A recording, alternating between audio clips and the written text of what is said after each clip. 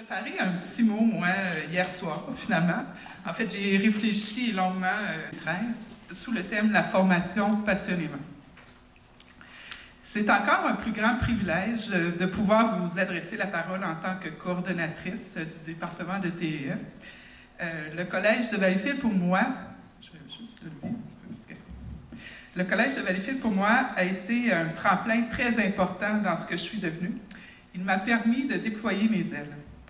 Entre autres, il y a 30 ans, et oui déjà, croyez-le ou non, j'ai interprété sur cette scène le rôle d'Oreste dans l'opéra La Belle Hélène de Jacques Offenbach.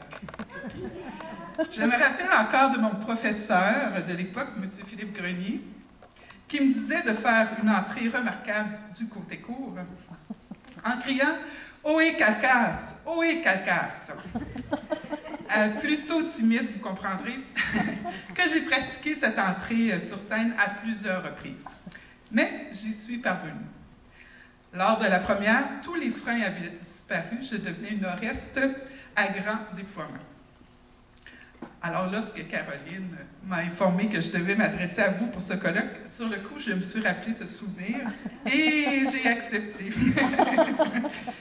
Ce souvenir m'amène à faire le lien entre le thème du colloque, la formation passionnément.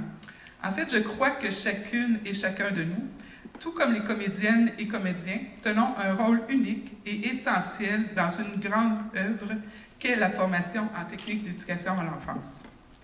Notre investissement, notre générosité, notre passion dans le rôle de professeur permettent à la formation d'éducatrices, d'éducateurs professionnels à l'enfance de s'illustrer, de s'élever dans la région, le pays et l'international. Je vous raconte un petit peu l'histoire de notre collège, donc issu du séminaire Saint-Thomas lié au diocèse de Valleyfield en 1896. Le Collège de Valleyfield, riche d'une longue tradition d'excellence, devient public en août 1967. Il est des 12 cégeps fondateurs du réseau public d'enseignement collégial au Québec. Et le collège dispense l'enseignement général et professionnel pour l'ordre collégial depuis. Actuellement, le Collège de Valleyfield dessert le grand territoire de la vallée du Haut-Saint-Laurent. Alors, il arrive que nos étudiantes et étudiants parcourent un trajet parfois d'1 heure en auto ou en autobus pour seulement l'aller, à travers les petits chemins de campagne et les routes secondaires. D'ores et déjà, une vive passion doit les animer pour poursuivre l'aventure jusqu'à l'obtention de leur diplôme. On choisit aussi le Collège de Valleyfield pour un environnement collégial à dimension humaine. Je me plais à répéter en mes mots, quand l'occasion s'y prête, les propos de notre directeur, M. Laperrière, s'adressant aux parents à la soirée d'accueil de l'automne 2012. Alors qu'il leur disait la chance qu'il avait dans son travail de côtoyer au quotidien des jeunes adultes en devenir remplis de projets.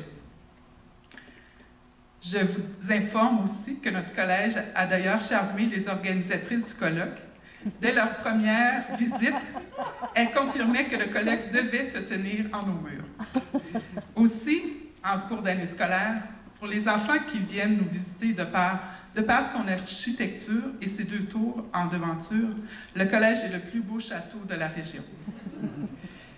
Pour notre collège, c'est en 2001-2002 que le ministre de l'Éducation, du loisir et du sport l'autorisait à offrir un programme révisé de techniques d'éducation à l'enfance pour l'application obligatoire alors que le projet a été déposé au ministère de l'Éducation. Le collège accueillait une première cohorte d'étudiants dans le programme renouvelé à partir de l'automne 2001, 12 ans déjà. Pour préciser un petit peu le défi de M. Laperrière, le défi numéro 4 à la ministre, déjà à cette époque, le collège avait décidé d'offrir 90 heures de cours pour des besoins à défis particuliers, étant donné notre région. Alors, depuis 2009, une équipe renouvelée au département de techniques d'éducation à l'enfance, les professeurs travaillent à l'harmonisation de leurs pratiques, créent des partenariats dans la région avec les services de garde éducatifs, des milieux scolaires et certains organismes communautaires. Les professeurs siègent aussi sur certaines tables de concertation dans la région. Elles réussissent à transmettre leur passion aux étudiantes et étudiants tout au long de leur parcours par leur intervention éducative. Je dis étudiants, en fait, on en a un sur les 3 cohortes, mais ça nous fait toujours plaisir de le mentionner. Je ne voulais pas faire des jaloux quand même. Dans une approche écologique, certes, elles observent leurs étudiantes et étudiants, elles planifient et organisent leurs cours, les stages en tenant compte des besoins, des intérêts personnels, mais grandement professionnels des cohortes. Et elles interviennent pour les amener à développer leur habileté et compétences, et sans relâche, elles auto-évaluent leur pratique en suivant le rythme parce qu'elles croient à la qualité de cette profession d'éducatrice professionnelle à l'enfance.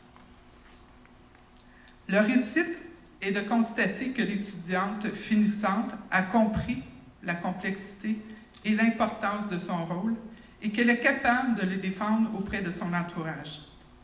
Elle aura surpassé la rumeur de départ en première année d'un titre de gardienne d'enfants pour se définir comme une éducatrice professionnelle. Je profite de ce moment et de la tribune qui m'est donnée pour remercier mes collègues. Donc, merci à Micheline, Lorraine, Marie-Josée Bougie, Caroline, Marie-Josée Lavoie, Lisanne pour votre passion. Alors que Micheline, Lisanne et moi-même avions enseigné 3 sessions du 7 août au 29 mai, avec 2 semaines d'intervalle entre chaque session, nos collègues Caroline, Marie-Josée B et L, et Lorraine, ayant débuté leur session d'automne en octobre, ce que je ne précise pas, c'est qu'elle avait terminé fin juin l'année aussi, ont eu cette idée farfelue de se lancer dans cette grande aventure ou folie d'accueillir le colloque. Je veux les remercier très, très, très sincèrement pour leur investissement précieux à la réalisation de cet événement. Donc, je m'arrête ici. Soyez sans crainte, c'est réussi, avec tout ce que vous avez mené de front.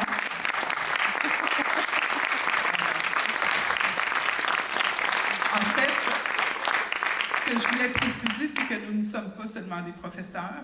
Quelquefois, on a tendance à oublier qu'on a une vie personnelle à côté. Et malgré tout ça, elles ont relevé le défi. Alors, pour terminer, soyez assurés que nous allons mettre tout en branle pour être à la hauteur du principe des organisatrices du colloque annuel, soit de considérer le professeur de technique d'éducation à l'enfance comme une personne et comme un partenaire. Je vous souhaite un très beau séjour parmi nous et je vous invite à profiter de l'occasion pour saluer tout le travail des membres de l'Association en technique d'éducation à l'enfance et de tenter, une fois de plus, de faire avancer la qualité de la formation en technique d'éducation à l'enfance. Au plaisir.